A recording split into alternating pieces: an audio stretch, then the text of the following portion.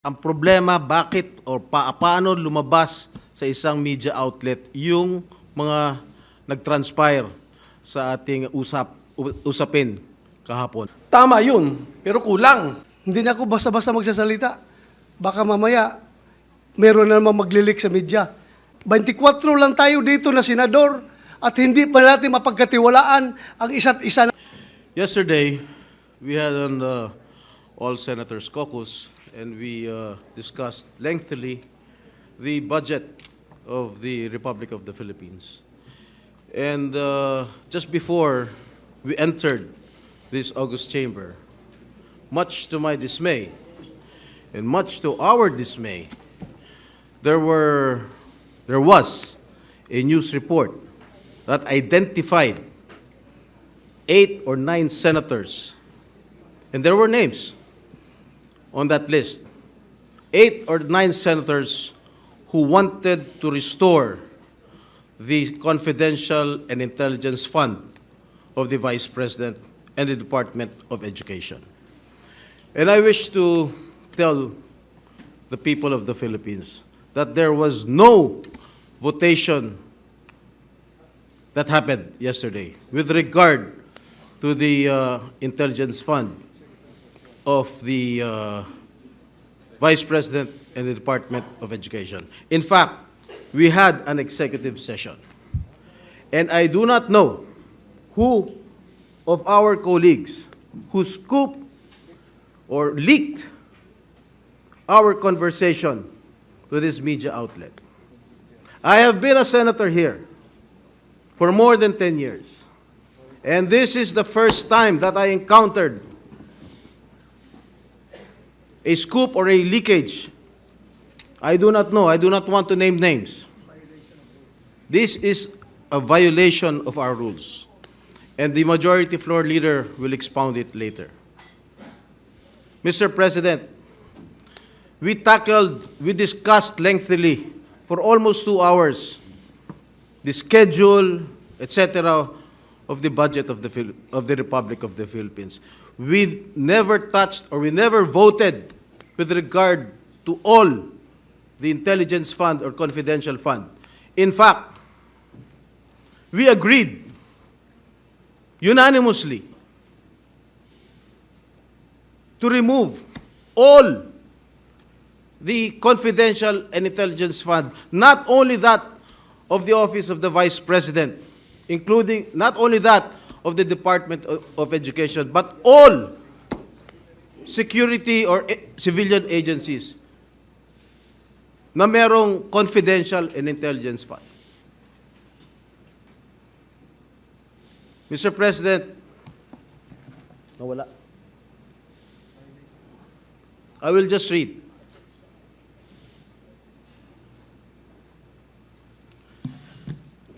Sino mga pangalan? First on the list, Senator Robin Padilla, Christopher Bongo, Ramon Bong Revilla Jr., Ronald Bato de la Rosa, Jingo Estrada, Lito Lapid, Francis Tolentino, and Cynthia Villar. They are putting us in a bad light, and I condemn this. And I take offense on this. Nakalagay pa, Senator Pia Cayetano is said to be supportive of reinstating Duterte's confidential funds if she can justify the need for them. This is not true. And I hope Senator Pia Cayetano will agree with me.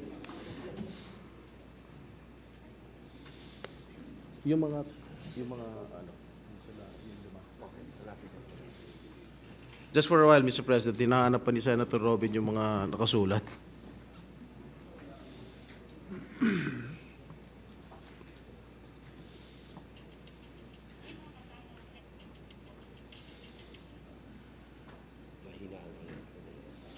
Mahina raw yung wifi. Ano ba tayo dito? Converge, PLDT, Secretary, DICT. Naku. Mr. President. Please proceed. Thank you, Mr. President.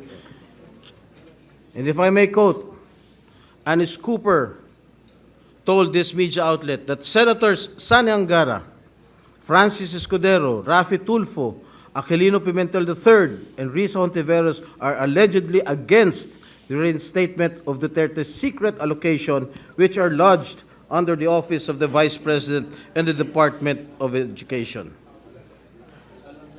Mali-mali po itong report, Mr. President. And I think Senator Angara must not be included in this list.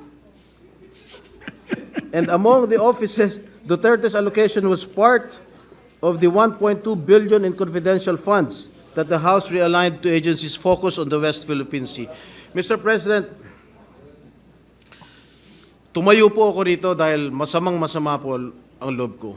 I really felt insulted. And I think my other colleagues here also felt the same way, Mr. President. And Mr. President, I stand before you and I want to make this recommendation, maybe to talk to this media outlet or to summon this media outlet and ask them who among us violated our rules, who among us leaked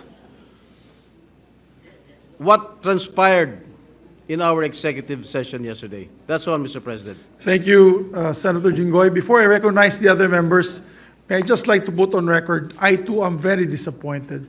I have been a senator for 4 plus 6, 10 plus 2, 12 years, and a member of Congress for 9 years.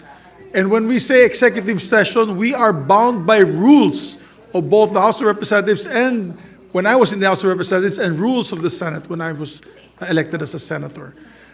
Before I recognize the majority floor leader on the repercussions of violating that rules, I would just like to put on record as well that we had a healthy discussion. There was no voting that took place. There was a healthy discussion on how we will treat this budget, particularly on the confidential and intelligence funds. It's not fair to say that one group was for this and one group was for that because in the end, tama po sinabi ni Senator Estrada, we were unanimous in the committee report that the good gentleman from Aurora will be presenting today. We are in full support of his committee report. Now, I am very alarmed. As a matter of fact, that's why we were late. I usually try to start at 3 p.m. We had a meeting with the leadership, Senator Joel Villanueva and Senator Lauren Legarda. We met because of the implications of leakages during executive session. The executive department and very sensitive agencies of government may no longer divulge information to the executive session if they know somebody might leak it. That's why I take this very strongly, and I make sure, and I told the majority floor leader that I even called up Senator Nancy Binay because she is the head of the Ethics Committee, that we have to send a very strong signal that this shall not happen again. So, Majority Floor Leader, Yes, Mr. President. Before I give my statement, Mr. President, which I actually agree with your manifestation and the statements made by our dear colleague Senator Jinggoy Estrada. Senator Chis Escudero is seeking the floor to clarify something, Mr. President. yes, Senator May Escudero I- is recognized. may Thank he you, be Mr. recognized? President. Mr. President, I agree 100% with what Senator Jinggoy Estrada said, that the account is not accurate and that is not what transpired in executive session. I hope, Senator Jinggoy, you and I will not be sanctioned for saying part of what happened, as you said. It was the unanimous consensus of the members of the Senate in executive session. So this is not the facts contained in the article, Mr. President, Your Honor, is not a leak. Chismis yun.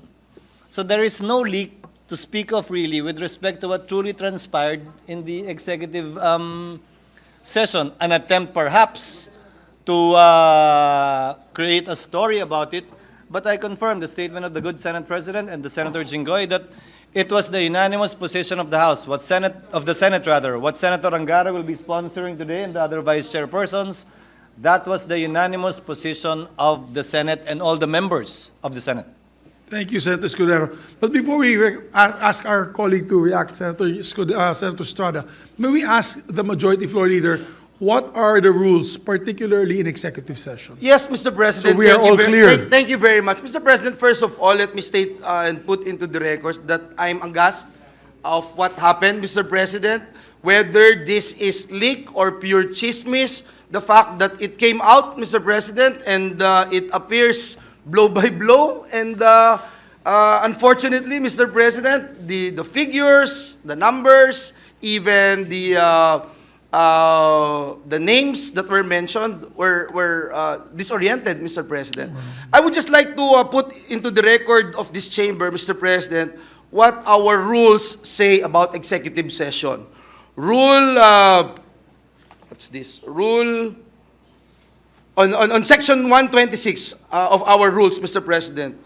Mr. President, section 129 of our rules, Mr. President, it states here, and I quote, any senator who violates the provisions contained in the preceding section may, by a two-thirds vote of all the senators, be expelled from the Senate. And if the violator is an official or employee of the Senate, he shall be dismissed. I'd like to put that on record, Mr. President, because at the end of the day, it's not just the leak or chismis that we're talking about here, and I agree with Senator Jinggoy Estrada being one of our veteran senator here in the Senate, Mr. President. It's more of the sanctity. It's more of the sanctity of the executive session. We continue to perform our duties and responsibilities here in the Senate. During committee hearings of Senator Bato, he would call for executive session. Paano ho tayong pagtitiwalaan ng mga nasa executive? Paano tayong pagtitiwalaan ng taong bayan kung ang ating executive session ay nangyayari po yung mga ganitong pangyayari, Mr. President. And so again, Mr. President, let me And may I add, Majority Floor Leader, Section 28, the preceding section, is very important. The President, as well as the senators and officials and employees of the Senate, shall absolutely refrain from divulging any of the confidential matters taken up by the Senate, and all proceedings which might have taken place in the Senate in connection with the said matters shall be likewise considered as strictly confidential until the Senate, by two-thirds vote of all its members, decides to lift the ban of secrecy. Thank So you, ganun Mr. President. katindi yung Very rules clear. natin. Very clear, Mr. President. Yeah. Crystal clear, Mr. President. Mr. President, Senator Jinggoy is seeking the floor. Move that he Yes, be recognized. Senator Estrada. Thank you, Mr. President. I would like to associate myself with the comments made by the Majority Leader. Kahit chismis yan or gossip yan, walang problema sa akin yan. Ang problema, bakit o paano lumabas sa isang media outlet yung mga nag-transpire sa ating usapin kahapon. Yes. That is, for me, that is the most important thing. Thank you, Mr. President. Thank you very much. Senator, the Minority Floor Leader? Senator Bato de la Rosa is seeking the floor. Maybe we can Mr. give the President. Minority Floor Leader first, if you don't mind, Senator. Yes, De La Mr. Rosa. President. The Minority Leader, Mr. Thank you, President. Mr. President. Ako nga, ngayon ko lang po nabasa, disappointed nga ako sa report eh. Kasi, ang sabi doon na against ako sa restoration ng CF ng Office of the Vice President. Tama yun, pero kulang. Kasi kahapon ako sinasabi ko, tanggalin din ang intelligence fund ng Office of the President. So kulang yung report, ipakidagdag sa report. Kasi the Office of the President is is a civilian office, not an armed agency, and not a uniformed agency. So kulang po, pakidagdag na lang. You're not violating the rules because you're divulging your own position. Yes. So, yes, Senator Bato de la Rosa is recognized. Mr. President, it is very unfortunate that this kind of incident happened within our midst. Number one, Mr. President, it creates distrust from among us 24 senators. Ibig sabihin, the next time around that we are going to have our caucus or executive session, hindi na ako basta-basta magsasalita. Baka mamaya, meron na naman maglilik sa media. So pangit po. 24 lang tayo dito na senador at hindi pa natin mapagkatiwalaan ang isa't isa natin, Mr. President. Number 2, it tarnished the image of the Senate. 24 lang tayong hinalal ng buong Pilipinas at hindi pa natin mapagkatiwalaan ang isa sa atin na pwedeng nag-leak. If indeed, it was leaked by any member of the Senate. Kung ang nag-leak naman noon ay empleyado na nandoon sa loob, well, as a police officer, former police officer, Mr. President, I can vividly recall kung sinong nandoon sa loob. 2 staff ni Senator Angara.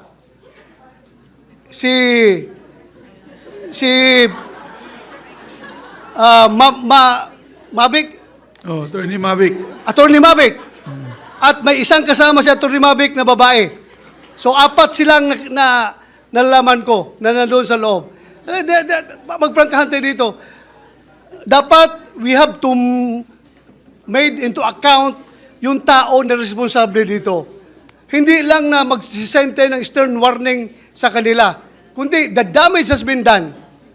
Lumabas na yung balita niya, nasira na kung sinong dapat masira, but I don't care kung masira ang reputasyon ko. Ang sa akin lang, ma-preserve yung ating reputasyon as a Senate. Hindi po maganda yung hindi tayo magkakatiwalaan dito. 24 lang tayo, Mr. President. And the waiter staff, huwag mo kalimutan yung mga staff sa likod. Yung mga waiter din, yung nandun din Isama sila. natin sa investigasyon Isama niya, natin Mr. sila. President. So if the chamber wishes, I can ask Senator Nancy Binay, who is the chairperson of the Committee on Ethics, to look into this closely, if it is all right with the body. Yes, I support, Mr. President, I support the call of Senator Jingo Estrada that yung source nitong news na ito, if it is a politiscope, he has to be called before a hearing para malaman natin kung sinong source niya. At kung hindi siya magsabi ng totoo, I will be the first one to move for the citing in contempt of that media personnel, Mr. President. Ikulong natin yan kung ayaw magsabi ng totoo. Mr. President, this is not a laughing matter. This is serious. Filipino people are watching us right now. Sabihin nila, ganyan na pala Senado ngayon, hindi ba pagkatiwalaan? Sila lang nag-uusap, maglilik pa doon sa media. It's very dangerous, Mr. President. Very dangerous. Masyadong akong dismayado. Thank you, Mr. President. We agree with the gentleman from Davao, and that's why after these proceedings, I will ask Senator Nancy Binay, Chair of the Committee on Ethics, to investigate the matter. Yes, Mr. President. After Senator, yes. Mr. President. May I move that the Senate Committee on Ethics conduct a hearing and invite the source of the news, Mr. President, so that everything will be cleared out. Yes, we'll ask the majority floor leader to make the proper referral and motion. Before we make the proper motion, Mr. President, may I just appeal to our dear colleagues to hear the sentiments of our other colleagues. We have, Mr. President, Senator Pia Cayetano been waiting for quite a long time. Senator Sherwin Gatchalian and Senator Lauren Legarda as well. Senator Lauren also is here. Mr. President, if I may, with the permission of my colleagues, may I request that we discuss this in caucus now, because by saying what is true or untrue in the reported publication online, we are speaking about the executive session. And let me just remind the body of Section 129 of the Rules of the Senate. It is not even a matter of whether it's published online or hard copy. The mere divulging the executive session minutes or any part of it who violates all the provisions in the executive session contained in the preceding sections by 2/3 vote may be expelled from the Senate. It is a very serious violation, Mr. President, by a senator or an officer or a staff in Rule, what is this? 129. Yes, 129. Section 129. So, by saying that it is not true, or it is true in part, but in fact it is this and that, we are actually talking about the executive session. So it is my humble opinion, respectfully, I do not want to muzzle our colleagues, and if they want to speak on the floor, I leave it to your better judgment. But many of us feel strongly about this, and I respect the right of Senator Estrada for standing on the floor. But if we are going to speak about each and every line which was published, whether it is true or not, with all due respect to the publication which I've not read, may we discuss it in caucus in relation to 129 rule of the Senate. That is my humble suggestion. But I leave it to the members of the Senate if they want to speak about it in session. Thank you, Mr. Yes. President. We understand that many of our colleagues feel slighted, feel angry, and we could allow them to express their personal opinions and release their emotions to this chamber. As Senator Pia Cayetano's recognized. Thank you. Mr. President, let me align myself with the observation and recommendation of the Senate President Pro Temp. I did not stand, I did not raise my hand with the intention of clearing any statement I made. I did not even read that. I don't bother reading those kind of articles. I don't. So, nung nabanggit pa yung pangalan ko, nagugulat lang ako kasi I don't bother reading those articles and I won't comment on it. What I will say is this. I will say it not because I'm repeating what I said in caucus, because I agree with Senate President Pro Temp that let's discuss it there. Because if our rules do not even make an exception. It does not even allow a senator to say, I will just repeat what I said. Walang ganun exception, Majority Floor Leader, correct? So I cannot stand up here and said, I will just be responsible for my statement. Ito po yung sinabi ko. Hindi tayo allowed, walang exception sa rules natin na tumayo ang isang senador at sabihin, yung akin pong sinabi doon, ito. Kasi hindi naman magkaroon ng opportunity yung ibang 23 senators to explain what they said or what they thought. Because precisely the rule is, lahat tayo tahimik. At kaya ang parusa doon, yung pinakamabigat na parusa na expulsion from the Senate. So, ang puntos ko ay simple. Chairman ako ng isang mahalagang committee na naghihiring ng budget na yan. DepEd, CHED, DOH, and attached agencies. So, on the issue of confidential funds, intelligence funds, or kung ano pa man, ako gusto ko, tanungin ng mga senador sa floor, yung mga tanong nila tungkol doon, para makapagdesisyon ang bawat senador kung ano ang tingin niyang nararapat na gawin sa mga pondong yan. Confidential, non-confidential, anything. So, yun yung gusto kong klase na diskusyon. So, kung nagkaroon tayo ng executive session na napag-usapan man ng ganon, hindi nga dapat lumalabas yon kasi nga, ang mga subcommittee chairman na katulad ko ay magre-recommend sa chairman na si Senator Angara kung ano dapat gawin sa mga pondong yon. Hindi ko naman didesisyonan mag-isa yon. Didesisyonan ko yon based on the debates. I would like to be educated properly based on the rules of the Senate. Gusto ko marinig yung posisyon ng Minority Floor Leader, ng Deputy Minority Floor Leader, ng Senate President, ng Senate President Pro Temp, ng mga baguhan na Senator. Gusto ko marinig lahat yon. Ano ang paniwala nyo tungkol dito sa mga iba-ibang pondo and what will we do about it? Tapos, iharap natin sa taong bayan kung ano desisyon natin. So kaya nga, and I'm explaining this because the students, the young people, the old people who will now care to comment, bakit ba may executive session? Bakit ba kayo nagsisikreto? Wala naman kaming balak isikreto, ilalabas nga yun. Pero minsan may mga diskusyon na gusto natin marinig yung opinion ng bawat isa na walang titigil nung, kunyari gusto kong magtanong ng, it's a stupid question, pero tatanungin ko na, di ako mahihiya. Diba? Aminin natin, minsan nahihiya tayong magtanong dahil, kasi bago lang ako, di kaya kami executive session para lahat pwedeng maitanong, lahat pwedeng mailabas. Kaya dapat sikreto yun. And then at the right time, mapapag-usapan. I wanted to explain that lang, Mr. President, for the benefit of those watching us. Kasi ang puntos is, bakit kayo may executive session? Bakit kayo may tinatago? Wala akong tinatago. Nagdidiskusyon ng maayos para bang magulang. Let's say, for example, na wala itong nangyaring ganito sisermonan ni Senate President o kaya ni Senate President pro temp ako, sisermonan nila ako. They will do that in private. In the executive session, ay Pia, di mo na intindihan. So gagawin namin yun in private para pagdating to sa public, ganun ba? O sige, tatanungin ko na lang in public o kaya di ko na tatanungin dahil naipaliwanag nyo na.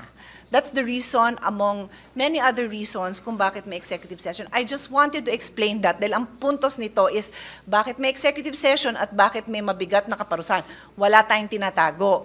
But the reason for the rules is because it is meant to be followed. It is not meant to be violated. So kung may nag-violate, magkaroon ng tamang due process, magkaroon ng hearing, magkaroon ng opportunity to explain, and then the proper penalty must be meted out. Thank you, Mr. President. Thank you very much, Senator Cayetano.